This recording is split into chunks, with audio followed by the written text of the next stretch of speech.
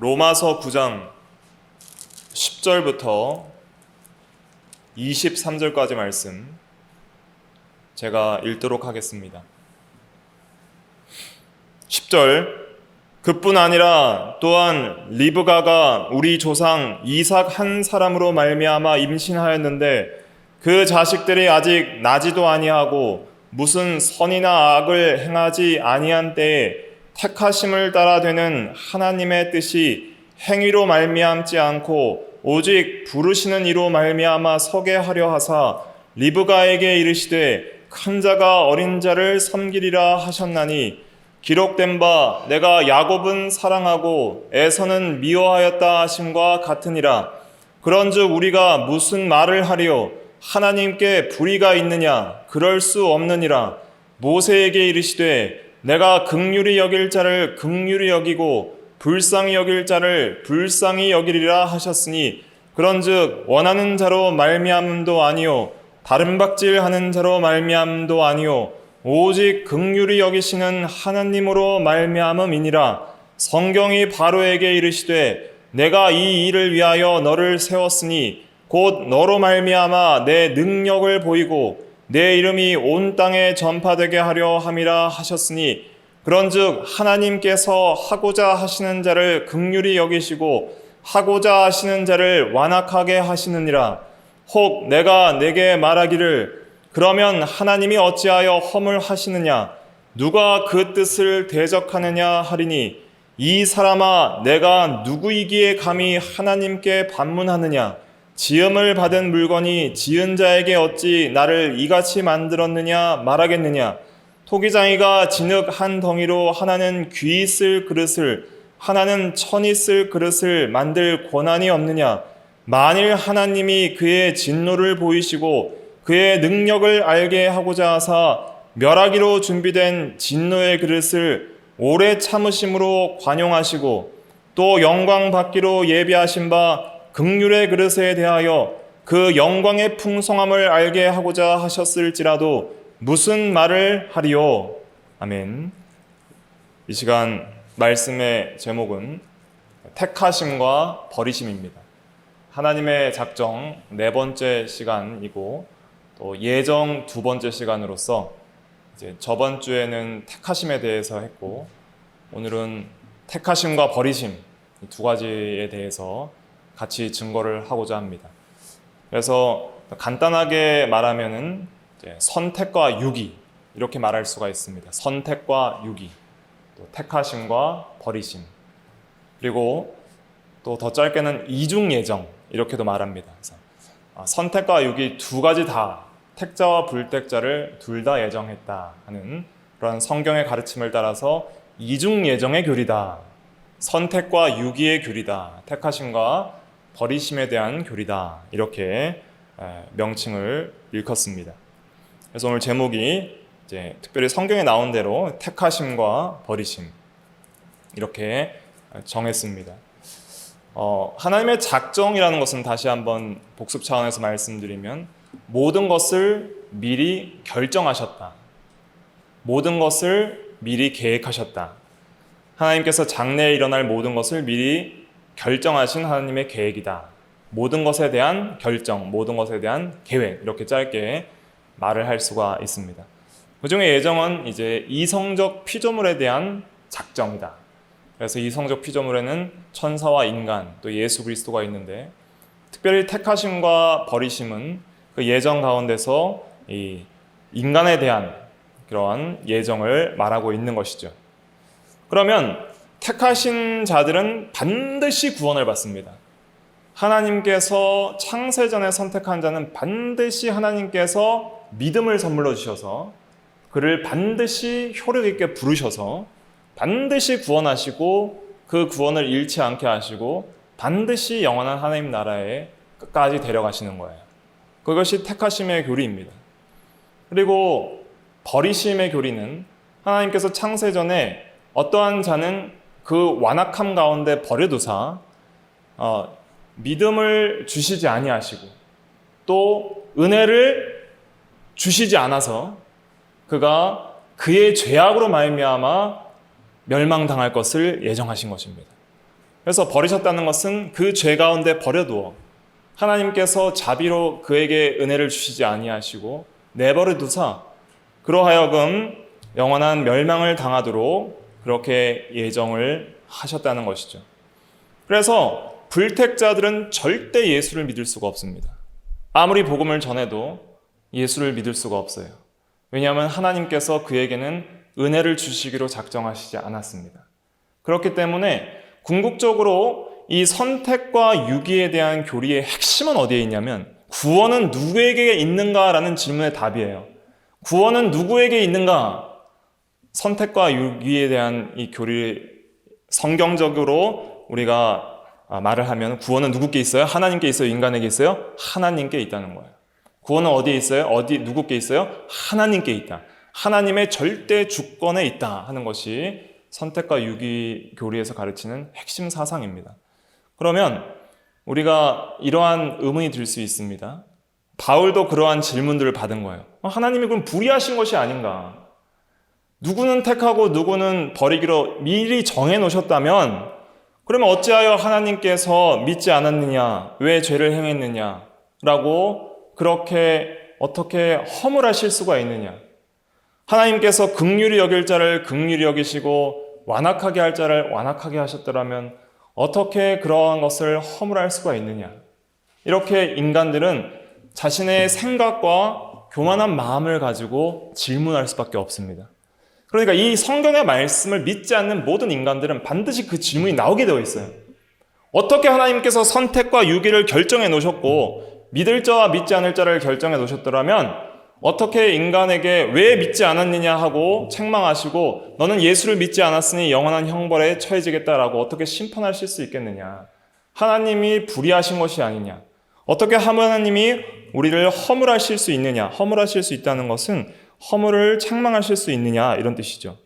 19절에도 보니까 허물하시느냐 누가 그 뜻을 대적하느냐 하리니 그렇게 반문한다 그랬잖아요. 이러한 반문들이 일어날 것이라는 것이죠. 그래서 이러한 반문들이 교회 역사상 많은 사람들에 의해서 일어났고 현재도 일어나고 있습니다.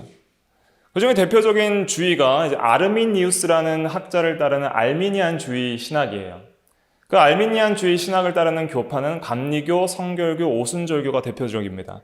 그리고 한국에 있는 침례교도들도 미국 침례교도들은 개혁주의적이고 이 칼빈주의적인 그러한 침례교들이 많이 있는데 한국 침례교들은 알미니안주의적인 침례교도들이 많이 있어요.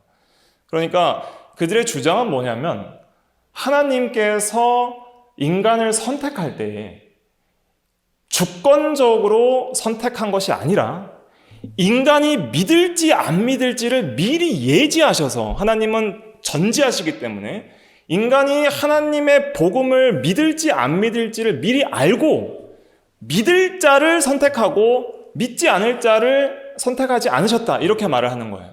그래서 그들의 예정을 가리켜서 쉽게 예지 예정이라고 합니다. 그러니까 미리 알고 믿을지 안 믿을지를 미리 알고 예정하시는 그런 하나님의 예정을 알미니안주의자들이 주장하는데 그것이 예지 예정이에요. 그러면 하나님의 선택은 하나님의 주권과 그의 뜻에 있어요? 아니면 인간의 믿음에 있어요? 인간의 믿음에 있게 되는 거예요. 알미니안주의에 따르면. 그렇기 때문에 하나님께서 택자와 불택자를 선택하는 기준은 하나님의 주권에 있는 것이 아니라 인간의 선택에 있는 거예요. 인간의 선택에 있기 때문에 결국 알미니안주의의 핵심은 구원은 누구께 달렸다는 거예요? 인간에게 달렸다는 것입니다. 그것이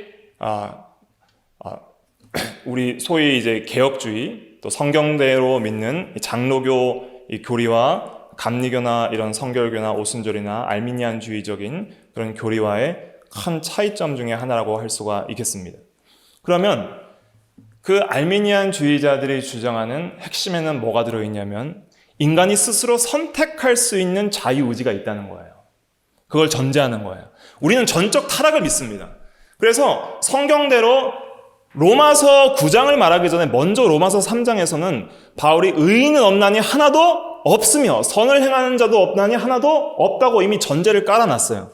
그래서 인간 스스로 어떤 선을 행할 능력이나 선을 행할 의지가 없다고 그렇게 전적인 타락에 대한 진리를 성경을 통해서 먼저 전제한 후에 9장에서 이제 예정에 대해서 얘기를 하는 거예요. 그런데 전적 타락이라는 것은 무엇이냐면 자유의지가 상실되었다는 것인데, 자유의지라는 것은 무엇이냐면 의지는 선택할 수 있는 능력을 가리키는 거예요. 이것도 선택할 수 있고 저것도 선택할 수 있는, 선택하는 능력을 가리켜서 의지라고 하는 거예요. 마음의 선택이라고도 해요, 의지를.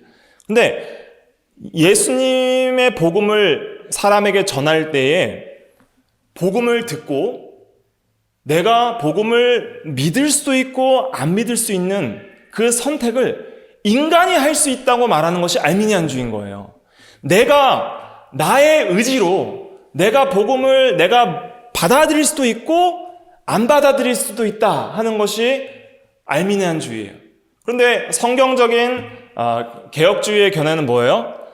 인간이 선택을 하는 것이 아니라 인간이 믿기는 믿지만은 예수를 믿는 건 누가 믿게 하시는 거예요? 하나님이 믿게 하시는 거예요. 인간이 믿는 것이 아니라 하나님이 믿음을 선물로 주셔서 오직 은혜로 믿게 하시니까 그에 대한 작용으로서 인간이 믿어지는 거예요. 그래서 이 믿음도 하나님의 은혜라고 에베소서 2장의 8절에서 말을 하고 있습니다. 그러나 알미니안주의자들은 이 믿음이 인간의 공로라고 말을 하는 거예요. 이 믿음이 인간의 행위고 공로인 거예요.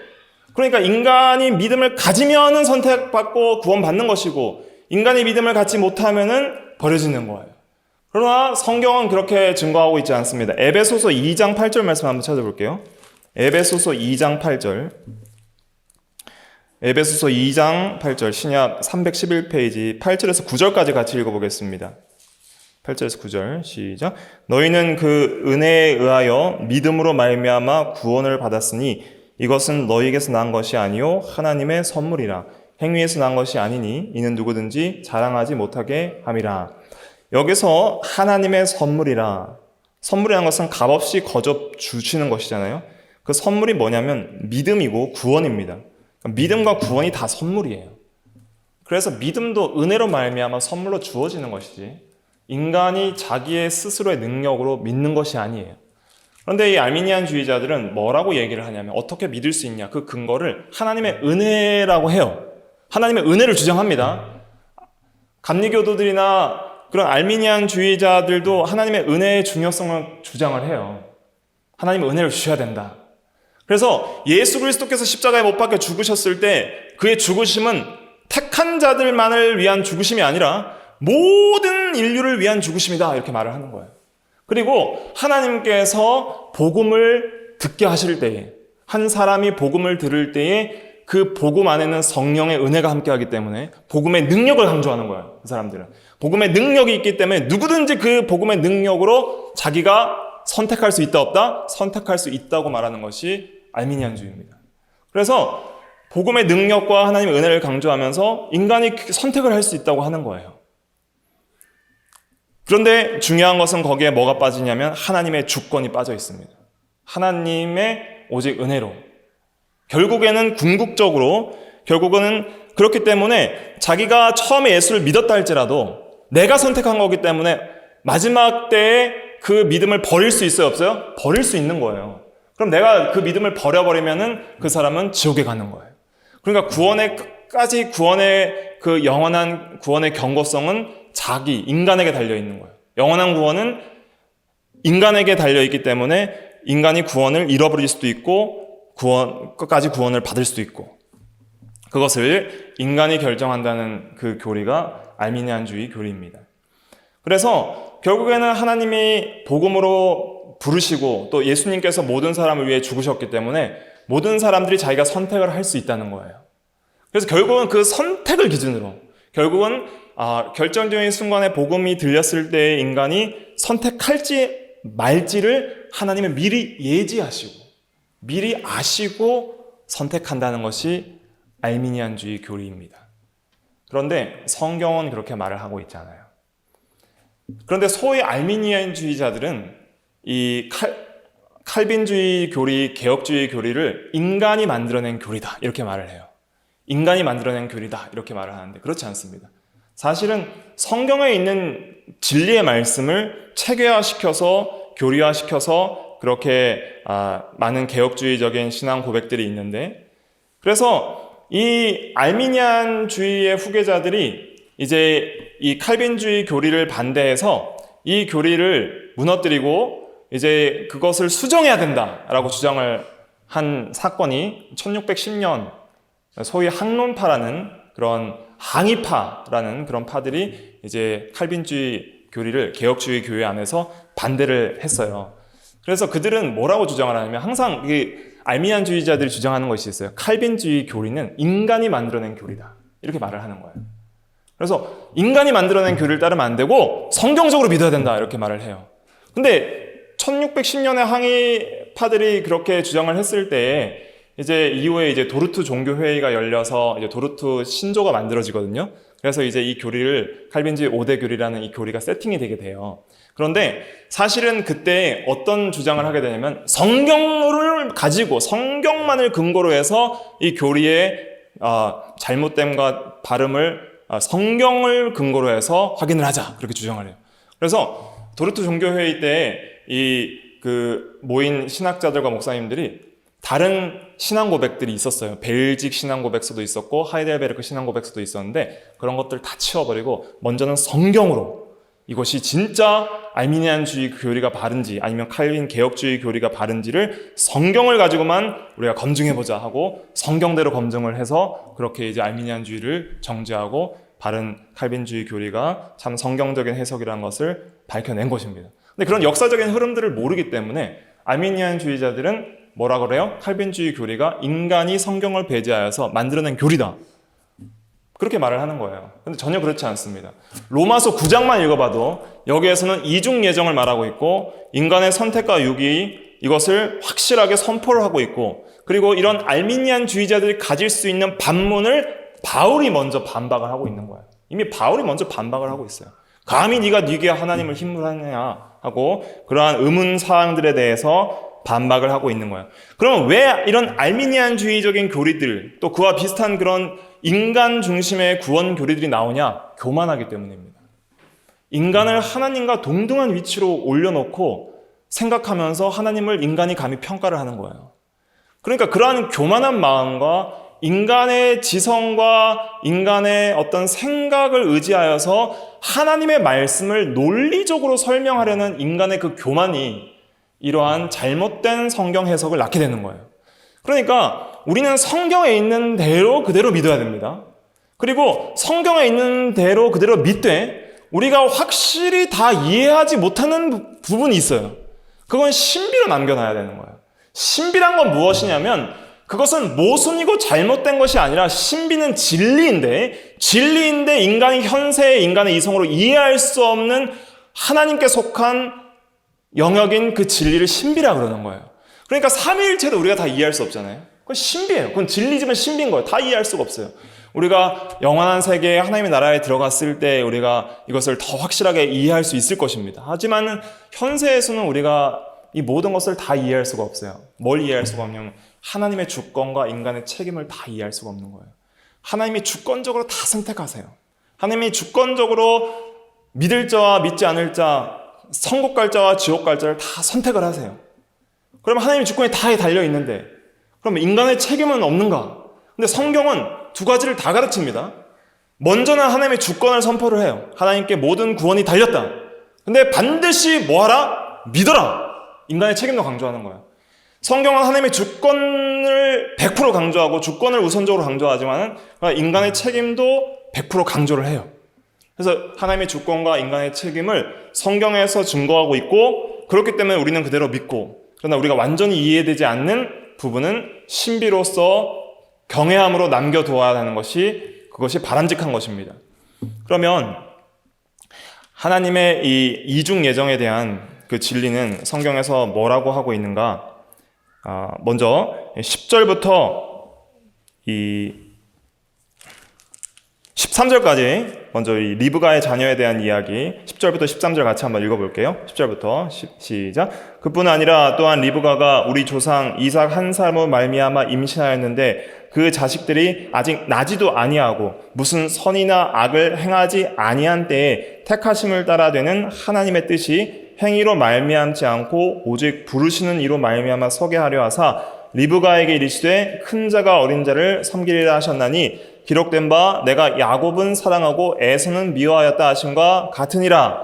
여기서 야곱은 사랑하고 에서는 미워하였다, 이것이 선택과 유기에 대한 교리를 증거하는 성경 구절입니다. 그래서 야곱은 사랑했다라는 것은 창세전의 그리스도 안에서 사랑 안에서 그를 하나님의 자녀로 거룩하고 흠이 없게 하시려고 선택하셨다는 의미이고, 미워하셨다는 것은 버려두셨다는 거예요. 왜 미워했느냐? 하나님이 불의한 분이라서 악한 마음으로 미워했다는 것이 아니라 하나님은 사랑이시기 때문에 반드시 누구를 미워할 수밖에 없어요? 죄인을 미워할 수밖에 없는 거예요. 그러니까 하나님의 거룩함과 의로우심과 사랑은 죄인을 미워하실 수밖에 없기 때문에 야곱이나 에서나 다 누구예요? 다 죄인이에요. 전적으로 타락한 죄인임을 먼저 전제로 깔아야 됩니다. 그러니까 예정 교리를 먼저 생각을 할 때 하나님께서 죄도 없는 사람을 버린다는 그런 개념으로 이해하면은 잘못되는 거예요. 하나님을 불의하신 분으로 만들면 안 됩니다. 하나님께서 택하시고 버리는 대상은 누구예요? 죄인이에요? 의인이에요? 죄인이라는 거예요. 전적으로 타락한 죄인 중에 누구는 긍휼을 입어서 구원을 받도록 그렇게 예정하시고 누구는 마땅히 그 죄로 말미암아 멸망당하도록 버려두시는 거예요. 그러니까 그가 멸망당하는 것은 하나님의 책임이요 그의 죄책이에요. 그의 죄책으로 말미암아 멸망당하는 것입니다. 그래서 에서는 미워했다는 것은 그가 그의 죄대로 버려두시는 거예요. 그러므로 그의 죄로 말미암아 영원한 진노의 심판을 받도록 버려두시는 것이고, 그러나 그 구원받을 수 없는 죄인 중에 하나님께서 일부는 사랑하시되 야곱을 사랑하신 것처럼 그렇게 선택을 하셨다는 거예요. 그것은 이 사람들이 아직 나지도 않은 때 11절에 보면 그 자식들이 아직 나지도 아니하고 무슨 선이나 악을 행하지 아니한 때 무엇을 믿을지 안 믿을지 택하고 끝까지 구원을 위해서 노력하고 그런 것 없을 때 택하심을 따라 되는 하나님의 뜻이 행위로 말미암지 않고 오직 부르시는 이로 말미암아 서게 하려 하사, 인간의 행위로 말미암아 택하심을 받는 것이 아니라 하나님의 뜻은 오직 부르시는 하나님으로 말미암아 선다는 거예요. 그러니까 하나님의 택하심은 누구께 있어요? 하나님께 있습니다.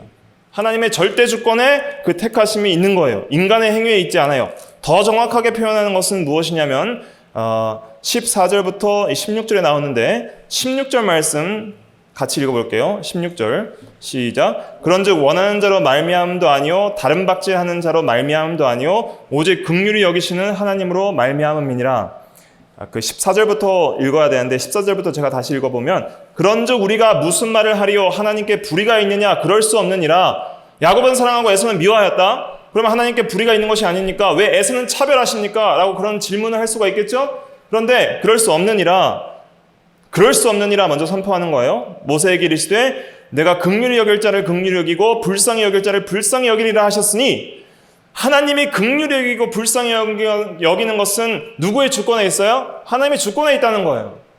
하나님이 불쌍히 여기지 않았다고 하나님께 불의하다고 말할 수 없다는 거예요. 왜냐하면 죄인들은 마땅히 심판을 받아야 되기 때문에.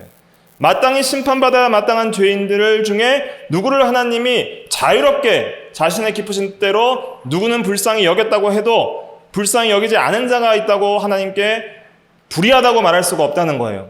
16절에 그런즉 원하는 자로 말미암음도 아니고 다른 박질하는 자로 말미암음도 아니요 오직 긍휼히 여기시는 하나님으로 말미암음이니라. 선택은 하나님으로 말미암음이니라. 여기 잘 보세요. 원하는 자로 말미암음도 아니요. 원하는 것은 어떤 작용이에요? 마음의 작용을 말합니다. 마음으로 원하는 자, 마음으로 내가 예수를 믿으려고 선택하는 자, 그러한 자를 보시고 선택하는 것도 아니라는 거예요. 그러니까 알미니안주의자들의 그 교리는 여기서 다 깨져요. 하나님께서 원하는 자로 말미암음도 아니요 라고 했기 때문에 내가 마음으로 예수님을 선택하기를 원합니다. 그러한 원함으로, 그 원함을 보시고 선택했다면 이렇게 말할 수가 없죠. 하나님께서 그 마음에 예수를 믿기를 원하는 그 믿음이 있구나, 내가 그 원하는 자로 말미암아 선택하리라 하면은 그게 맞는 거예요. 근데 그 원함을 다 깨트려 버리는 거예요. 원하는 자로 말미암음도 아니요, 인간으로 말미암음도 아니요. 또 다른 박질은 뭐예요? 행위를 가리키는 것이죠. 마음과 행위로 말미암은 것이 아니라는 거예요. 다른 박질하는 자, 끝까지 믿음을 지키고 구원을 잃지 않기 위해서 끝까지 예수를 붙드는 자로 말미암은 것이 아니라 오직 또 선을 행하는 자로 말미암음이 아니라 오직 긍휼히 여기시는 하나님으로 말미암음이니라 그랬습니다. 그래서 우리는 먼저는 선택과 유기의 교리에 대해서 먼저 확실하게 세워야 될 그 진리는 무엇이냐면 하나님으로 말미암아 이 선택과 유기가 이루어지지, 그건 주권적이고 무조건적이지 어떤 다른 외부적 요인도 그 선택에는 작용한다 안 한다? 안 한다는 거예요. 그래서 구원은 반드시 하나님께 달려있다. 이것을 확실히 세워야 됩니다. 그 다음에 이제 그러면 우리가 선택하는 거에 대해서는 크게 그 의문사항이 없어요. 하나님께서 사랑으로 선택하시는 거에 대해서는 누구도 의문을 갖지 않아요. 그것은 하나님의 사랑의 극치이기 때문에. 그런데 누구는 버리시는 거에 대해서 항상 사람들이 의문을 가지는 거예요. 어떻게 버리실 수가 있느냐? 어떻게 유기하실 수가 있느냐? 그렇게 말을 하는 자들이 있는 것이죠. 거기에 대해서 17절과 18절 한번 같이 읽어볼게요. 17절과 18절 시작. 성경이 바로에게 이르시되 내가 이 일을 위하여 너를 세웠으니 곧 너로 말미암아 내 능력을 보이고 내 이름이 온 땅에 전파되게 하려 함이라 하셨으니 그런즉 하나님께서 하고자 하시는 자를 긍휼히 여기시고 하고자 하시는 자를 완악하게 하시느니라. 자, 이 말씀을 보니까 굉장히 이해가 안 되는 거예요. 하나님이 하고자 하는 자는 긍휼히 여기시고 긍휼히 여겨서 주권적으로 믿음도 선물로 주셔서 예수 믿게 구원하시고 천국으로 끝까지 데려가시고 하고자 하는 자는 하나님이 완악하게 하시는 거예요. 특별히 바로의 마음을 강팍하게 하셨다는 말씀이 출애굽기에 많이 등장을 합니다. 그럼 바로의 마음을 완악하게 하셨다. 이것을 보니까 하나님은 죄의 조성자다. 하나님은 죄를 마음속에 일으키시는 분이다. 이렇게 오해할 수가 있는 거예요. 근데 그렇게 주장하는 사람들이 있어요.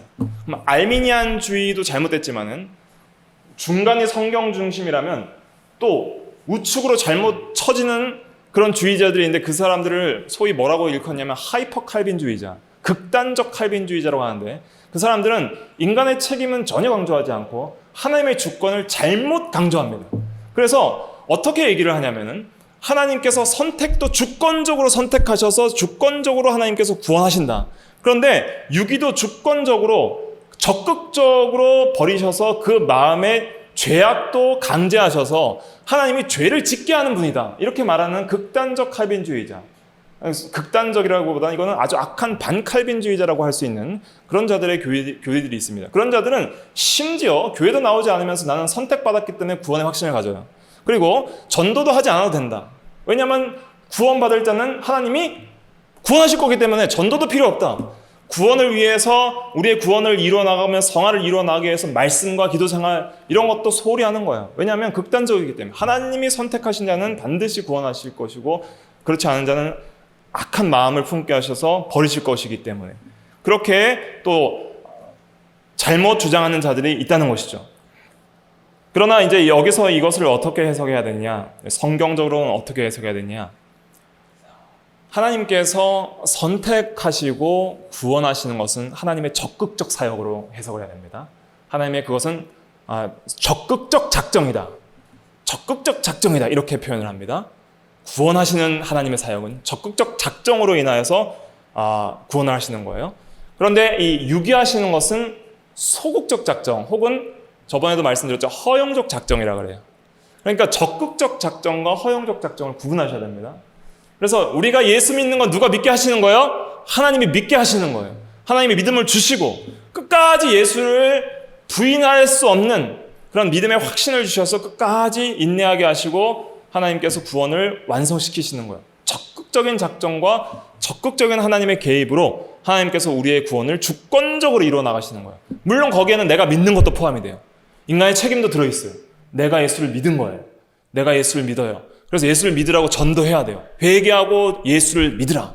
그럴 때에 선택받은 자들은 하나님의 주권적인 은혜로 믿게 되고 구원을 받게 되는 것이죠.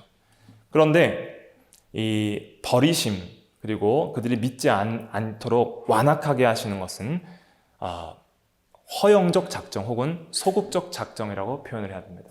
그것은 무엇이냐면은 하나님께서 그들을 악한 마음을 품도록 강제하시는 것이 아니라 어떻게 하는 거예요? 그들에게 하나님의 긍휼과 은혜를 거두어 가심으로 말미암아 은혜를 안 주시는 거예요. 은혜를 안 주심으로 말미암아 그들 스스로의 완악함대로 어떻게 하는 거예요? 내버려 두신다. 이런 의미입니다. 그러니까 하나님께서 근데 긍휼을 주시고 안 주시고는 누구의 주권에 있는 거예요? 하나님의 주권에 있는 것입니다. 누구에게는 긍휼을 베풀지 않으셨다고 할지라도 하나님께 불의가 있을 수 있어요, 없어요? 그것은 없는 거예요. 왜냐하면 예를 들어서 고아원에 여러 아이들이 있어요. 그런데 입양하고자 하는 부모가 가서 한 아이가 너무 사랑스러워서 그 아이를 택했어요. 그래서 너는 내 아들이라 그랬는데 다른 아이들이 나는 왜 안 택했으며 당신은 불의합니다 라고 할 수 있어요, 없어요? 없는 거예요. 오늘 내가 키우는 닭이 여러 마리가 있는데 그 닭 중에 한 마리는 내가 잡아먹고 한 마리는 내가 애완닭으로 키워야겠다. 그래서 한 마리는 잡아먹었어요. 근데 잡아먹히는 그 닭이 왜 나는 애완닭으로 안 키우고 나는 죽이고 저 닭은 살립니까? 라고 그렇게 따질 수가 있어요, 없어요? 못 따지는 거예요. 왜 못 따지냐면 그렇게 따질 권리가 그에게 없기 때문입니다. 그리고 실제로 입양의 경우에서 예를 들었을 경우에는 인간과 인간의 존엄성이 동등하지만은 닭과 인간이라고 했을 때 그 존엄성은 엄청난 차이가 있는 거예요. 그렇기 때문에 한낱 피조물이 하나님의 형상대로 창조된 인간과 견줄 수 없는 질적 차이가 있기 때문에 감히 닭이 인간 보고 야 인간 네가 왜 나를 죽여? 나도 애완동물로 키워줘 라고 힐문할 수 있는 그렇게 반박할 수 있는 그 존재적 가치가 그에게 있어요, 없어요? 없는 거예요. 근데 더 극심한 예로서 성경이 이제 드는 더 큰 차이로서 성경이 드는 예는 토기장이에 비운 거예요. 19절부터 21절까지 다시 한번 읽어볼게요. 19절부터 21절까지 시작. 혹 내가 내게 말하기를 그러면 하나님이 어찌하여 허물하시느냐 누가 그 뜻을 대적하느냐 하리니 이 사람아 내가 누구이기에 감히 하나님께 반문하느냐 지음을 받은 물건이 지은 자에게 어찌 나를 이같이 만들었느냐 말하겠느냐 토기장이가 진흙 한 덩어리로 하나는 귀 쓸 그릇을 하나는 천이 쓸 그릇을 만들 권한이 없느냐. 자, 여기까지만 보고 토기장이가 진흙의 주인이잖아요. 자기가 진흙 한 덩어리로 귀 쓸 그릇을 밥그릇을 만들었어요. 그리고 하나는 천이 쓸 그릇을 요강을 만들었어요. 그런데 그 토기들이 나는 왜 요강입니까? 나도 밥그릇이 되고 싶습니다. 당신은 불의합니다. 그렇게 말할 수 있어요, 없어요? 없는 거예요. 왜냐하면 그 진흙과 인간은 무한한 질적 차이가 있기 때문에 감히 그렇게 인간에게 그렇게 반문할 수 있는 권리가 그에게 있어요, 없어요? 없다는 거예요. 그런데 왜 인간들이 감히 하나님께 반문하냐면 하나님이 얼마나 높으신지를 모르는 거예요. 하나님이 얼마나 높으신 분인지를 모르기 때문에 감히 하나님과 동등한 위치에서 하나님께 따지고 드는 것이 바로 하나님께 반문하는 자들의 교만입니다. 그러니까 우리가 이 선택과 유기의 교리를 배울 때 먼저 생각해야 될 것은 무엇이냐면 우리는 지극히 겸손해야 된다. 그리고 우리는 사실은 다 버림받아도 마땅한 자들이라는 것을 깨달아야 됩니다. 하나님께서 한 명도 안 택하셨다면 다 유기될 것이고 모든 유기된 자들은 마땅히 자기 죄로 심판받는 거예요. 그러니까 그들은 한 사람도 하나님이 불의하다고 할 수 있는 자가 없습니다.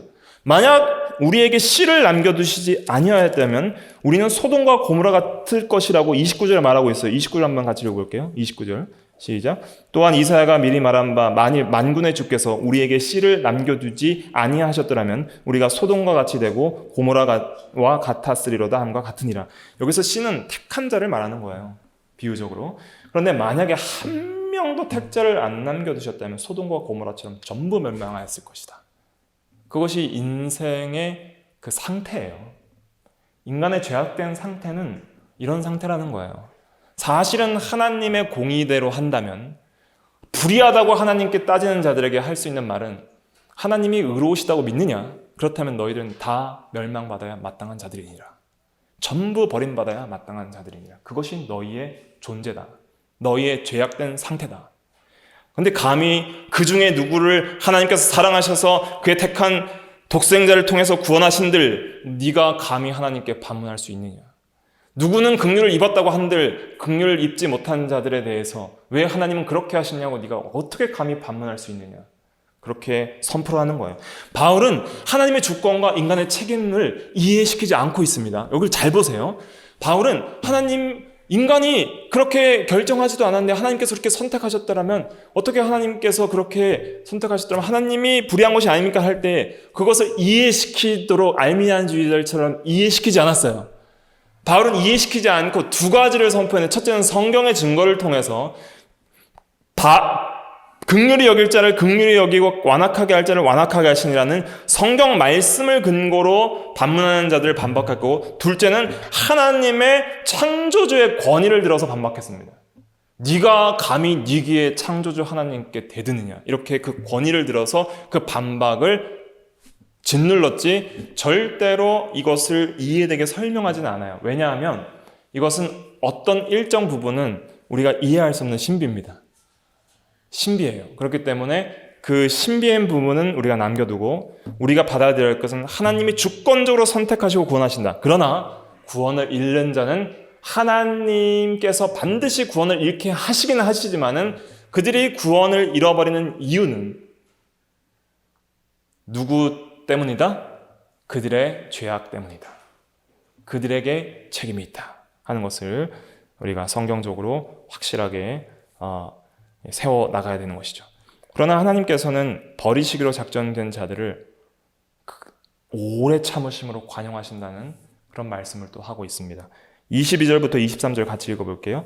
시작. 만일 하나님이 그의 진노를 보이시고 그의 능력을 알게 하고자 하사 멸하기로 준비된 진노의 그릇을 오래 참으심으로 관용하시고, 또한 영광 받기로 예배하신 바 긍휼의 그릇에 대하여 그 영광의 풍성함을 알고 하고자 하셨을지라도 무슨 말을 하리요.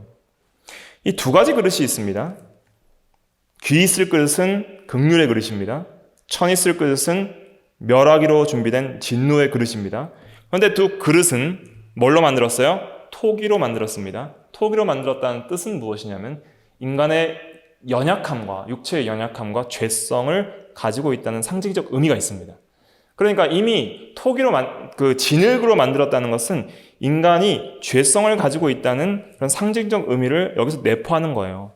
그러니까 마땅히 진노를 받아야 될 진노의 그릇을 그렇게 하나님께서 예정하신 것은 하나님의 주권에 있는 거예요. 마땅히 그는 그의 죄로 말미암아 진노를 받아야 되기 때문에, 하나님의 공의로운 심판에 따라서.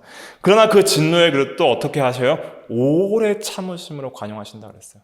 이 세상에 왜 악한 자들이 아직도 흥황하고 있는가? 왜 악한 자들을 바로 멸망하시지 않고 아직도 악한 자들이 남아있는가? 그들을 오래 참으심으로 관용하셔서 악인이나 선인에게도 똑같이 해와 빛을 베풀어 주시고 또 긍휼을 베풀어 주시고 하나님의 자비하심을 느낄 수 있게 하시죠. 그러나 그 모든 것들이 결국 마지막 심판 때에 그들의 죄가 될 것입니다. 하나님을 영화롭게 하지도 않고 하나님께 감사치도 않고 그렇게 불신하고 나갔던 것들이 하나님께 받은 모든 은혜가 오히려 그들에게는 진노를 더하게 될 것인 것이죠.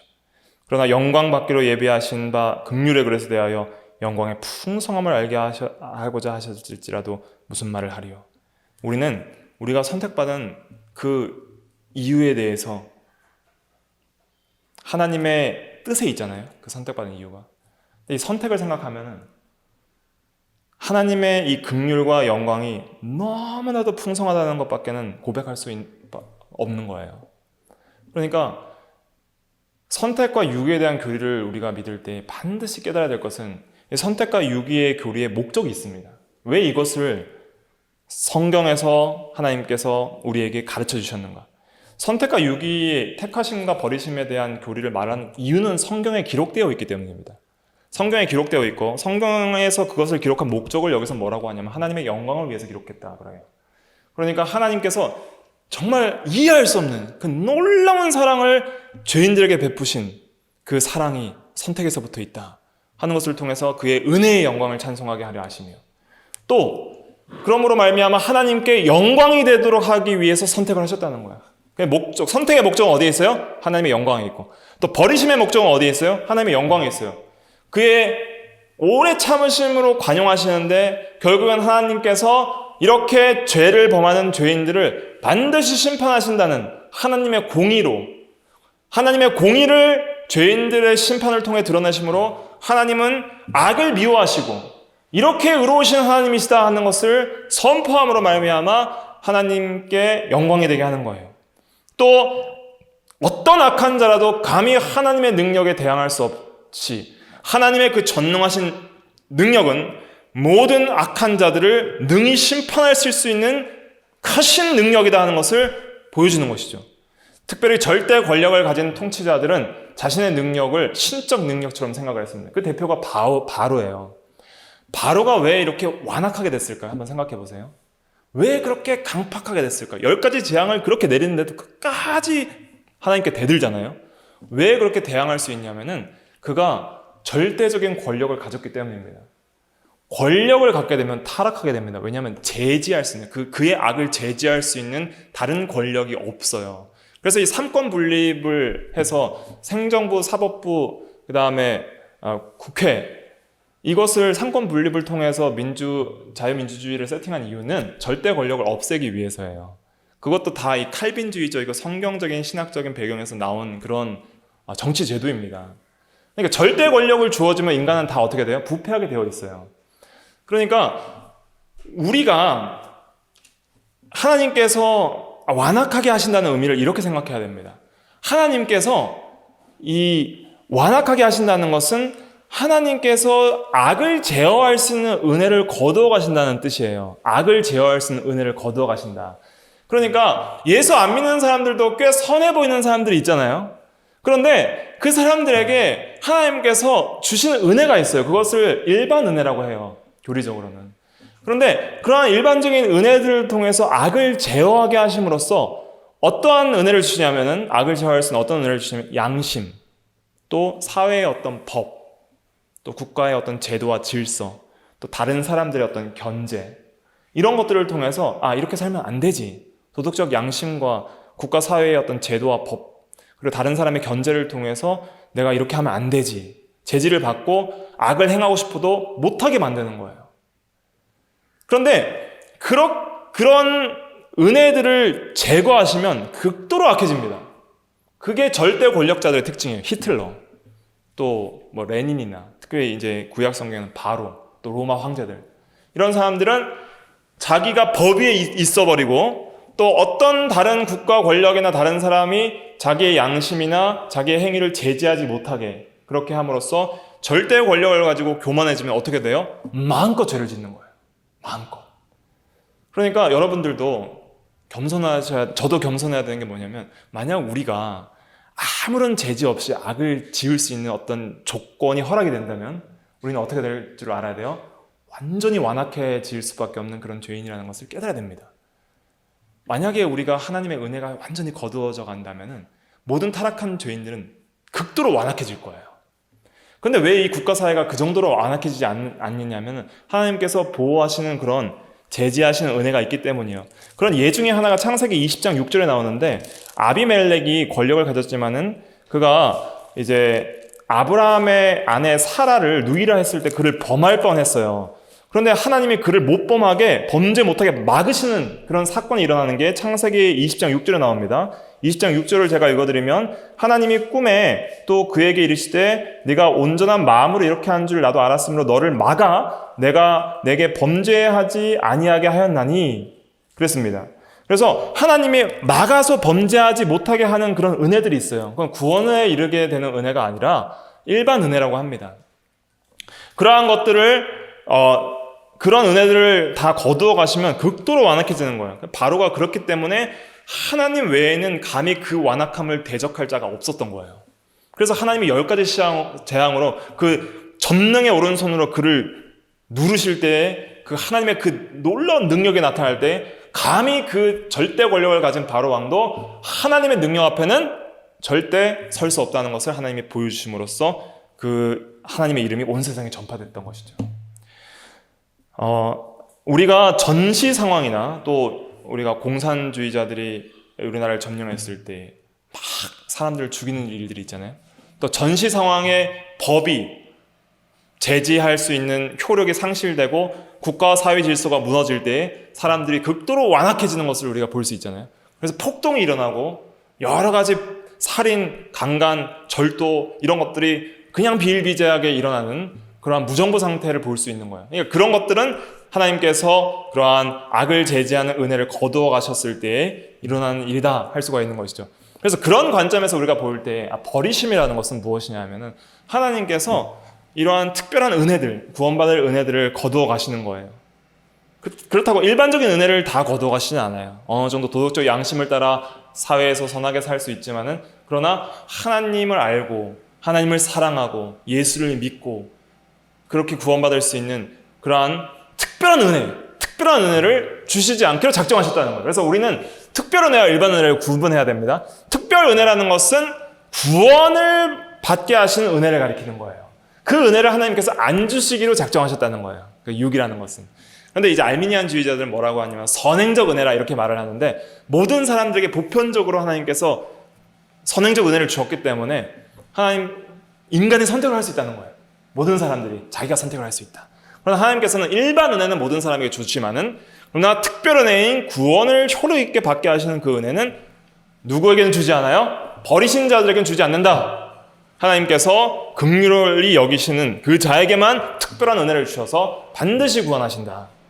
이것을 우리가 세워나가야 됩니다. 그래서 이 작정교리, 예정교리를 통해서, 이 이중 예정을 통해서 우리가 확실하게 세워나가는 것은, 먼저는 구원은 누구께 달려있다는 거예요? 하나님께 달려있다. 그리고 그렇게 예정한 이중 예정의 목적, 선택과 유기의 목적은 어디에 있어요? 하나님의 영광에 있고, 또 우리로 하여금 지극히 겸손하게 하며 하나님의 은혜를 감사하게 하는 데 있다 하는 것을 우리가 깨달아야 됩니다. 그러나 또 중요한 건 무엇이냐면, 인간에게도 뭐가 있다? 책임이 있다. 그래서 하나님께서 은혜의 수단들을 주셨다. 그래서 반드시 믿어야 된다. 믿음도 은혜의 내적 수단이에요. 그리고 은혜의 외적 수단이 있습니다. 말씀과 성례와 기도입니다. 그래서 이것은 인간의 공로가 아니라 은혜의 수단이라고 해야 돼요. 알미니안주의자들은 이것도 인간의 공로로 돌리는데, 이것은 은혜의 수단이다. 수단은 우리의 공로가 될 수가 없어요. 하나님 것은 이런 것들을 사용하셔서 우리를 구원하시기 때문에, 반드시 전도에 미련한 것을 통해서 믿는 자들을 구원하시길 기뻐하셨기 때문에 전도해야 되고, 또 내가 믿어야지, 믿음을 통해서 구원하시기로 작정하셨기 때문에 내가 믿어야 되는 거예요. 하나님께서 믿게 하시지만은 내가 믿는 거예요. 순서는 하나님께서 믿게 하셔서 내가 믿는 거예요. 그러나 또 내가 믿는 것은 또 내가 믿는 것입니다. 그래서 인간의 어떤 믿음, 또 말씀과 성례와 기도, 이런 것들을 은혜의 방편, 은혜의 수단이라고 합니다. 이러한 것들을 사용하셔서 믿는 자들을 구원하시고 구원을 이루어 나가시기에 기뻐하셨다. 이런 믿음의 방편, 은혜의 수단, 이런 것들을 다 배제하고 그냥 극단적으로 나가는 그런 극단적 칼빈주의, 반칼빈주의자들을 우리가 경계해야 됩니다. 그래서 알미니안주의자들이 이제 이제 이렇게 항의하는 것이 무엇이냐면은, 만약에 인간의 책임에 인간에게 구원이 달려 있다고 하지 않으면 인간이 나태해지고 게을러지고, 또 자기가 구원을 얻기 위해서 힘쓰지 않을 수 있는 그런 극단적 칼빈주의자들처럼 그렇게 될 수 있다. 또 그렇게 말을 하는 거예요. 근데 그건 극단적인 경우이고, 사실은 진정한 성경적으로 믿는 신앙인들은 하나님의 주권에 대한 찬양도 하지만 동시에 자신의 구원을 위해서 힘써요, 안 힘써요? 힘을 쓴다는 거예요. 그 힘쓰는 원동력이 어디에 있어요? 나의 어떤 교만한 마음과 나의 의지에 있는 것이 아니라 하나님의 은혜에 감사해 있는 거예요. 거룩하고 흠이 없게 하시려고 부르신 그 하나님의 은혜의 사랑에 감격해서 이제는 나는 마땅히 이제는 거룩하게 살 자이다 하는 것을 생각하고, 하나님께서 끝까지 나를 사랑하시는 그 은혜가 너무 감사하기 때문에, 하나님이 나를 이렇게 사랑하시는 내가 어떻게 거룩하게 살지 않을 수 있겠는가 하는 그런 은혜의 감격 때문에 거룩하게 살기 힘쓰는 거예요. 그리고 우리가 이제 이러한 교리들을 통해서 이제 성도가 또 받는 많은 놀라운 유익들이 있습니다.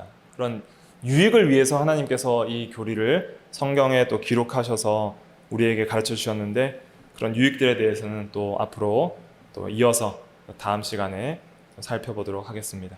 그래서 오늘 확실하게 한 가지 잡고 가셔야 되는 것은, 원하는 자로 말미암도 아니요 다른 박질하는 자로 말미암도 아니요 오직 긍휼히 여기시는 하나님으로 말미암아 뭐가 이루어졌다? 선택과 유기가 이루어졌다. 그러므로 인간의 구원은 하나님께 달려있다. 그러나 인간의 책임도 하나님은 명하시고 있기 때문에 그 두 개를 반드시 해야 된다. 선택은 하나님의 적극적 작정이다. 하나님께서 적극적으로 긍휼히 여길 자를 선택하셔서 반드시 구원을 이루신다. 그러나 유기는 소극적 작정이다. 그들의 완악함에 내버려 두셔서 그들이 버림받고 그들이 멸망당하는 것은 하나님의 책임이 아니라 누구의 책임이다? 그들의 책임이다 하는 것을 우리가 또 정확하게 우리가 믿어야 됩니다. 그래서 이 믿음으로 나아가는 우리가 다 되어야 되겠습니다. 기도하겠습니다.